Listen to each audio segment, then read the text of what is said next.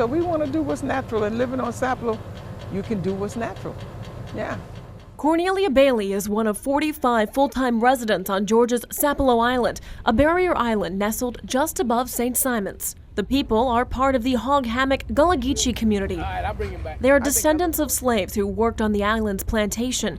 The Geechees still live on the island, generations of family inhabited. So there's a lot of passed down history and culture, and so we don't know a lot of those stuff that we could use for various things anymore, you know. The Geechees live off the land. The island's natural resources are plentiful for the hunters and gatherers: fish, oysters, clams, wild animals. So this is red sumac.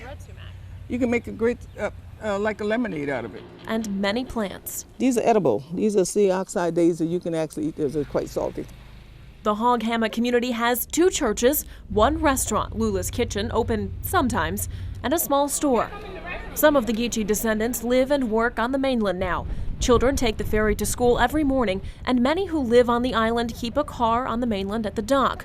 Bailey says those who live off the island still stay close to their family. They come over here and gather their life everlasting tea. They come over here and gather oysters and clam and go fishing because they're right down the road. They're right in Brunswick or Savannah or Jacksonville, so they're not that far from home. Sit right in the middle. Bailey says although she and other Sapelo Island residents pay county taxes, they don't receive the same benefits as those on the mainland. 200 years of paying taxes. For instance, she says, although they pay for garbage pickup, there is none. They still haul their trash to the island's dumpsters. So we're being taxed. We don't get garbage services, we don't get road services, we don't get sewage services, we don't get water services.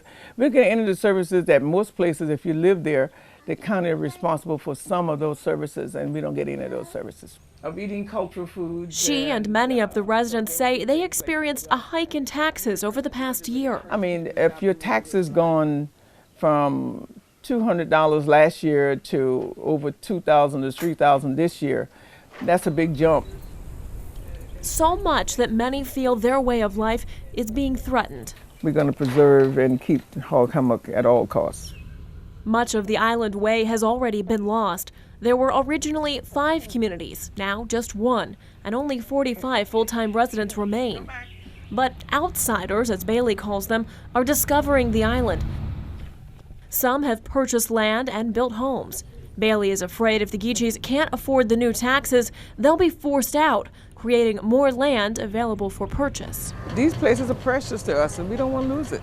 The Geechees are fighting for their culture, to live naturally, making tea from wild persimmon, eat the persimmon fruit, jump ropes from catbrier vines. And the Native Americans used to take the root right here and ground up the roots. To keep it the way it's been for decades. No, we don't want to go someplace where there's such restriction on things that we can't do, that we can't enjoy, the things that we enjoy here, that tradition that we have enjoyed since, my people have enjoyed since, even when they were slaves. They were able to fish and hunt and gather. And so that's the way it's supposed to be.